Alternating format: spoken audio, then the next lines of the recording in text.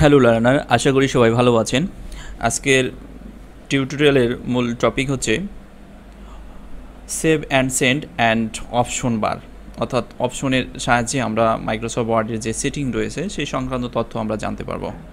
চলুন শুরু করা যাক কীভাবে আমরা এই কাজগুলো করতে পারি। তো আমরা প্রথমত একটি ফাইল ওপেন করে নেব এটি প্র্যাকটিস করার জন্য।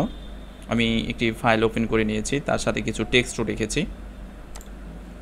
তো ফাইল মেনুতে ক্লিক করছি, সবাই ফাইল মেনুতে ক্লিক করে দেন সেভ অ্যান্ড সেন্ড অপশনে ক্লিক করবেন। সেভ অ্যান্ড সেন্ড থেকে এখানে আমরা দেখতে পাচ্ছি ফাইল টাইপ। তো ফাইল টাইপের আন্ডারে এখানে দুটি অপশন আছে, একটা হচ্ছে চেঞ্জ ফাইল টাইপ আর একটা হলো create PDF oblique XPS document. তো চেঞ্জ ফাইল টাইপ কি? চেঞ্জ ফাইল টাইপের সাহায্যে আমরা কি করতে পারি একটু দেখি। চেঞ্জ ফাইল টাইপে যখন ক্লিক করি তখন এখানে লেখা আছে change file type, document file type. তো আমরা যে ভার্সনটি ইউজ করছি মাইক্রোসফট ওয়ার্ডের 2010 ভার্সন। তো 2010 ভার্সনের নিচেও অনেকগুলো ভার্সন রয়েছে, যেগুলো রয়েছে 2007, তারপরে 2003, 97, বিভিন্ন ভার্সন রয়েছে। যদি কোনো ডকুমেন্ট তৈরি করেন 2010 বা এর আপডেট ভার্সনে, যখন আপনি কোনো ডকুমেন্ট তৈরি করবেন, আপনি কারো কাছে যদি কোনো ডকুমেন্ট পাঠান, যে আপনি একটা ডকুমেন্ট তৈরি করেছেন, ডকুমেন্টটি আপনি অন্য কারোর কাছে পাঠাচ্ছেন, তো হয়তো তার কাছে 90 অর্থাৎ 2007 বা 2003 যে রয়েছে সফটওয়্যার রয়েছে সেই সফটওয়্যারটি আছে। তো সেই ক্ষেত্রে আপনি কনভার্ট করে দিতে পারেন যে তার কাছে যেন এই ফাইলটি সাপোর্ট করে। তার জন্য আমরা এই ডকুমেন্ট ফাইল টাইপটি ব্যবহার করব। তো ফাইল টাইপ ব্যবহার করার জন্য আমরা যে ফরম্যাটটি চাই সেই ফরম্যাটটির উপরে ক্লিক করব। ক্লিক করে সেভ অ্যাজ টাইপে ক্লিক করব, সেভ অ্যাজ। তো সেভ অ্যাজ থেকে আমরা যে নামে আমরা ফাইলটি সেভ করতে চাই সেই নামটি আমরা এখানে ব্যবহার করব। দেন ডেস্কটপে সিলেকশন করে দেন সেভে ক্লিক করছি, দেন কন্টিনিউ। তার মানে এই ফাইলের যে ফরম্যাটিং করা হয়েছে অর্থাৎ তার কাছে ওপেন হবে, কোনো ধরনের কোনো সমস্যা হবে না। আমরা ফরম্যাট কনভার্ট করে দিলাম। আর আমি যদি এই ফাইলটি 2010-এ সেভ করে তার কাছে পাঠাই, হয়তো তার কাছে 10 সফটওয়্যারটি নেই, 2003 সে চালাচ্ছে, সেই ক্ষেত্রে ফরম্যাটিংয়ের কোনো সমস্যা হতে পারে, যার কারণে আমরা এই কনভার্টটি করেছি। সেভ অ্যান্ড সেন্ড থেকে আরও কিছু অপশন আমরা দেখব। Create PDF oblique XPS document, এই অপশনের কাজটা কি? তো ক্রিয়েট পিডিএফ বলতে এখানে পিডিএফ দ্বারা আমরা যেটা বোঝাচ্ছি, পিডিএফ হচ্ছিল পোর্টেবল ডকুমেন্ট ফাইল। অর্থাৎ কোনো একটি ফাইল ক্রিয়েট করার পরে ওটিকে যদি আমরা পিডিএফে কনভার্ট করতে চাই, আর পিডিএফে কেনই বা কনভার্ট করব? পিডিএফে কনভার্ট করার উদ্দেশ্য হচ্ছে যে কোনো একটি ফাইল ক্রিয়েট করার পরে ওই ফাইলটির যদি কোনো ফরম্যাট পরিবর্তন হয়ে যায়, যে তার কাছে হয়তো সেই সফটওয়্যারটি নেই, মাইক্রোসফট ওয়ার্ডের সফটওয়্যারটি নেই, বা আপনি যে ফাইলটি দিচ্ছেন তার কাছে সফটওয়্যার আছে, বা ওইটা যখন সে ওপেন করবে হয়তো ভেঙে যাবে, লাইন এলোমেলো হয়ে যাবে, ফন্ট চেঞ্জ হয়ে যাবে, তো সেই ক্ষেত্রেই আমরা কিন্তু পিডিএফ করে তাকে দিতে পারি। আরেকটি কাজ করতে পারি যে আমরা যে এখানে লিখছি এই লেখাটা সে এডিট করতে পারবে না। মাইক্রোসফট ওয়ার্ডের পিডিএফে যখন আমরা পাঠাবো সে সহজে সে এডিট করতে পারবে না, বাট পারবে সেটিকে আবার তার কনভার্ট করতে হবে, এডিটিং করতে হবে। তো তার জন্য অনেক সময় তার লাগবে, এজন্য আমরা পিডিএফ করে দিতে পারি, যে আমরা যে ডিজাইনে ফাইলটি তৈরি করব ওই ডিজাইনটি তার কাছে হুবহু ওপেন হবে। আর পিডিএফটা সাধারণত করা হয় ইমেল সেন্ড করার ক্ষেত্রে বেশি ইউজ হয়ে থাকে। তাই পিডিএফ করার জন্য আমরা ক্রিয়েট পিডিএফ অপশনে ক্লিক করব, দেন ক্রিয়েট পিডিএফ। এবার আমরা ডেস্কটপ অপশনে সিলেকশন করে দেখেন এখানে সেভ অ্যাজ টাইপ পিডিএফ দেখাচ্ছে। আপনি চাইলে কিন্তু এই সেভ অ্যাজ টাইপ থেকেই সেভ অ্যাজ অপশন থেকে সেভ অ্যাজ টাইপের মধ্যে যে অপশনগুলো রয়েছে সেখান থেকেও পিডিএফ করা যেত, বাট এখানে আলাদা একটি অপশন তৈরি করে রেখেছে। দেন পাবলিশে ক্লিক করছি, পাবলিশে ক্লিক করলে আপনার এটি পিডিএফে সেভ হয়ে যাবে। তো পিডিএফে সেভ হয়েছে কিনা সেটি আপনি কিভাবে জানবেন বা বুঝবেন? তো এটি দেখার জন্য আমরা এখান থেকে দেখে নিতে পারবো সেভ অ্যাজ পিডিএফ হয়েছে কিনা।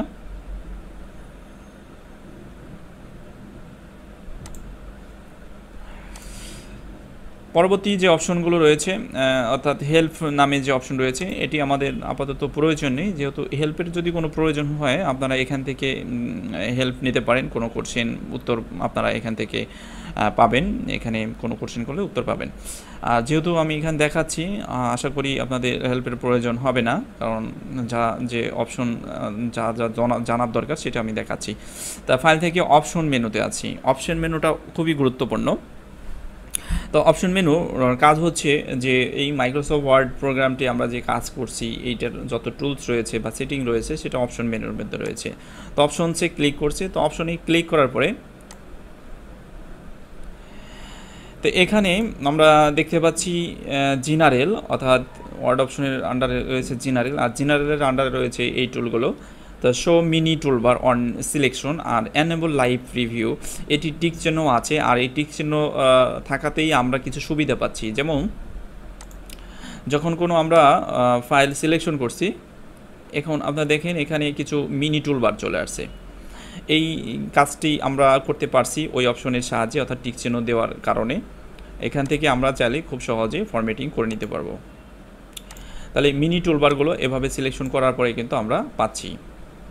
আরেকটি কাজ আমরা এখান থেকে করতে পারি, যেটা হচ্ছে যে এই যে এখান থেকে আমি যদি কোনো কালার ইউজ করি, অর্থাৎ কালার অ্যাক্টিভ করার আগেই কিন্তু এখানে প্রিভিউ দেখাচ্ছে যে আপনার কালারটি ফন্টের কালারটি এরকম হচ্ছে, আর এটি কাজ হচ্ছে এখান থেকে অ্যাক্টিভ করার কারণে, অর্থাৎ এই দুটি এখানে টিক চিহ্ন বা অ্যাক্টিভ রাখার কারণেই কিন্তু এই অপশনগুলোর সুবিধাগুলো আমরা পাচ্ছি।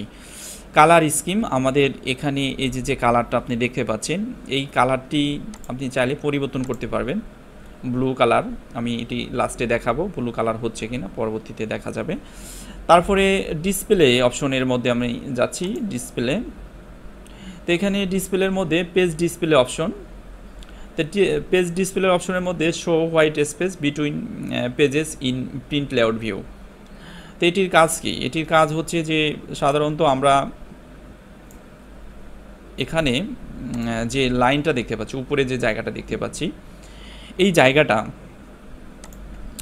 সে হাইড করে রাখবে। দেখেন এখন যখন আমি এখানে অফ করে দিচ্ছি, এবার ওকেতে ক্লিক করছি, একটু দেখেন উপরের জায়গাটা কিন্তু নেই, উপরের জায়গাটা হাইড হয়ে গেছে, অর্থাৎ এই অপশনের কারণে ডিসপ্লে, অর্থাৎ এটি যদি আপনি অন অফ করে রাখেন সেটি পাবেন আর কি। তারপরে রয়েছে শো হাইলাইটার মার্কার, আপনি হাইলাইট করার মার্কার আপনি শো করাতে পারবেন। Document tool tips on hover tool tips হবে। তারপরে রয়েছে always show this formatting marks on this screen, আপনি যদি ধরুন ট্যাব ক্যারেক্টার যদি আপনি অলওয়েজ এটি শো করাতে চান সেক্ষেত্রে অপশনটি অন করে রাখবেন, টিক চিহ্ন দিয়ে রাখবেন। তো আমি একটা অপশন দেখাচ্ছি কীভাবে এগুলো শো করাতে চাই। যেমন এখানে প্যারাগ্রাফ মার্কারটা আমি একটু দেখাচ্ছি, অন করে দিলাম। তো অন করার পরে যদি ওকেতে ক্লিক করি, এখন আপনি দেখেন যে কোথায় কোথায় প্যারাগ্রাফ রয়েছে, প্যারাগ্রাফের লাস্ট সীমানা সেটা দেখাচ্ছে। যেমন এই 4 লাইন মিলে একটা প্যারাগ্রাফ, সেটা এখান থেকে আমরা দেখতে পাচ্ছি, ঠিক আছে। তো এগুলো আপনি চাইলে অন অফ করে রাখতে পারেন। যদি কোনো ধরনের কোনো সেটিংয়ে কোনো ধরনের কোনো পরিবর্তন আনার দরকার হয় তখন আপনি এগুলো দেখবেন, অন্যথায় এগুলো প্রয়োজন নেই। ডিফল্ট যে সেটিং আছে সেটি আমাদের জন্য এনাফ, আর বাড়তি কোনো সেটিংয়ের প্রয়োজন হয় তখন আপনি এখান থেকে অ্যাড করে নিতে পারবেন। তা প্রিন্টিং অপশনের মধ্যে আমরা এখানে দেখব যে print drawing created in word. আপনি মাইক্রোসফট ওয়ার্ডে যখন কোনো ড্রয়িং করবেন সেটি যদি প্রিন্ট করেন, তার আগে আপনার এখানে টিক চিহ্ন দিয়ে প্রিন্ট করতে হবে। আর print background colour and image, তো ব্যাকগ্রাউন্ড কালার ইমেজ এটি আমার এখানে আছে, আপনাদের হয়তো কম্পিউটারে সেটিং থাকবে না, কারণ এটি টিক চিহ্ন দিয়ে রাখতে হয়। তো আমি এখানে টিক চিহ্ন দিয়ে রাখছি, যদি টিক চিহ্ন না থাকে তাহলে কি অসুবিধা হয় আমরা একটু দেখি। Print background colour and image very important এই অপশনটি, কারণ কখনও যদি আপনার রঙিন কোনো পেপার যদি প্রিন্ট করতে হয় তো সেই ক্ষেত্রে আপনার এই অপশনটিকে অ্যাক্টিভ করে রাখতে হবে। তাহলে অ্যাক্টিভ কীভাবে না করলে কি হয় সেটা আমরা একটু দেখি আগে। তাহলে আমরা একটি কালার করে নিচ্ছি আপাতত।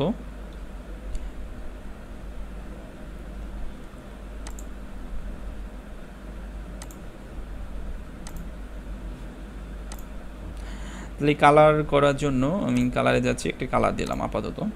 তা ফাইল থেকে প্রিন্টে যাচ্ছি, দেখেন এখানে কোনো কালার শো করছে না, কারণ প্রিন্টে কিন্তু কালার আসবে না। তার মানে হচ্ছে এখানে অপশনটি অফ আছে।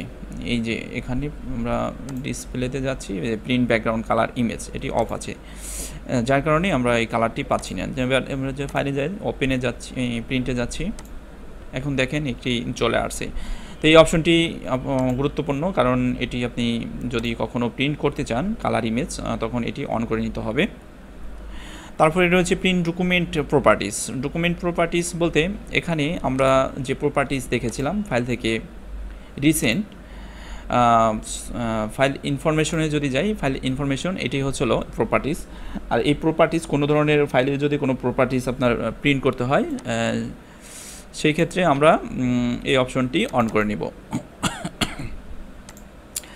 এখান থেকে আমরা অন করব এই প্রপার্টিস এটি। তারপরে রয়েছে প্রিন্ট হিডেন টেক্সট, আপনি প্রিন্ট করতে পারবেন হিডেন টেক্সটগুলো, এ বিষয়গুলো থাকতেছে। আমরা গুরুত্বপূর্ণ অপশনগুলোই দেখব এখানে, অধিকাংশ গুরুত্বপূর্ণ যে অপশনগুলো রয়েছে সেগুলোই আমি আপনাদের দেখাবো। তারপরে রয়েছে প্রুফিং। প্রুফিংয়ের মধ্যে এখানে auto correct option, change how word corrects and formats text as you type, auto correct option. তো অটো কারেক্ট অপশনের কাজটা কি, এখানে সুবিধাটা কী পাবো আমরা?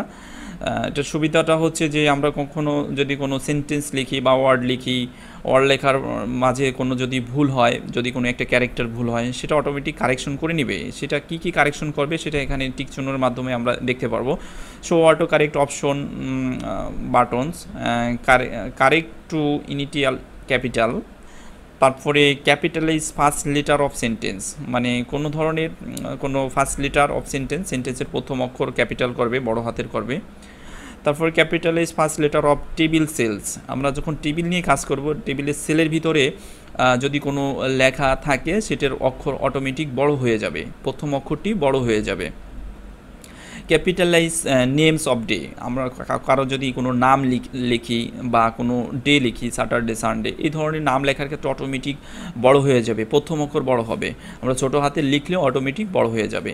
Correct accidentally uses of caps lock কি, তাহলে এটিও কারেকশন করবে অ্যাক্সিডেন্টলি যদি আমি ক্যাপস লক অন করে রাখি, সেই ক্ষেত্রেও এই কারেকশন করবে, ইউসেস কারেকশন। তো এই বিষয়ে তো আমি একটা দেখাচ্ছি, যেমন ক্যাপিটাল নেমস অফ ডে, আমি যদি নাম লিখি অটোমেটিক কারেকশন করে কিনা, যেমন প্রথম অক্ষর বড় করে কিনা, সেটা আমরা একটু চেক করব। তো চেক করার আগে আমি একটা ফাইল নিচ্ছি, নতুন করে একটা ফাইল নিয়ে আমি সেটার মধ্যে লিখি। যেমon আমার নাম লিখছি FARHAD, স্পেস দেওয়ার সাথে সাথে দেখেন একটি প্রথম অক্ষর বড় হয়ে গেছে। অর্থাৎ এই অপশনগুলো অ্যাক্টিভ থাকলেই কাজ করবে। অর্থাৎ এখানে যে বিষয়গুলো আমি বললাম, অটোমেটিক এই প্রথম অক্ষরগুলো বড় করবে। আরেকটা অসুবিধা আছে, যখন আপনারা কোনো বাংলা লেখালেখি করবেন, বাংলা লেখার ক্ষেত্রে যখন লিখবেন তখনও অটোমেটিক কারেকশন করবে, বাট বাংলাটা সে সঠিকভাবে কারেকশন করতে পারে না, যার কারণে বাংলা আপনি লিখবেন একটা হয়ে যাবে আরেকটা। এই জন্য বাংলা লেখার ক্ষেত্রে আপনি অবশ্যই এই অপশনগুলো অফ করে দিবেন, অফ করে তারপরে বাংলা লিখবেন, তাতে আপনার বাংলাটা লেখাটা সুন্দর হবে এবং সেটা ভুল হবে না। এটি অফ থাকলে বাংলা লিখতে সুবিধা হবে। তারপরে যে অপশনগুলো আমরা দেখব, সেভ অপশনগুলো, এখানে নিচে আরও অপশন রয়েছে যেগুলো আমরা when correcting spelling in Microsoft Office programs, এখানে হোয়েন কখন কারেকশন করবে, এই ignore words in upper case, সে আপার কেসগুলো কারেকশন করবে কিনা সেটা এখান থেকে আপনি দেখিয়ে দিবেন। ইগনোর আপার কেস, সেটা আপার কেস ইগনোর করবে। Ignore word that contain numbers, number ignore করবে। এগুলো এখানে দেওয়া আছে, এগুলো আপনি অন অফ করে রাখতে পারবেন। When correcting spelling and grammar in word, অর্থাৎ আপনার যদি কোনো কারেকশন করার দরকার হয়, চেক স্পেলিং অ্যাজ টাইপ, আপনি যদি এটি অফ করে রাখেন তাহলে কিন্তু স্পেলিং সে কারেকশন করবে না। তাহলে আমরা এটিকে দেখি কারেকশন করে কিনা। যেমন দেখেন এখানে রেড কালার নেই,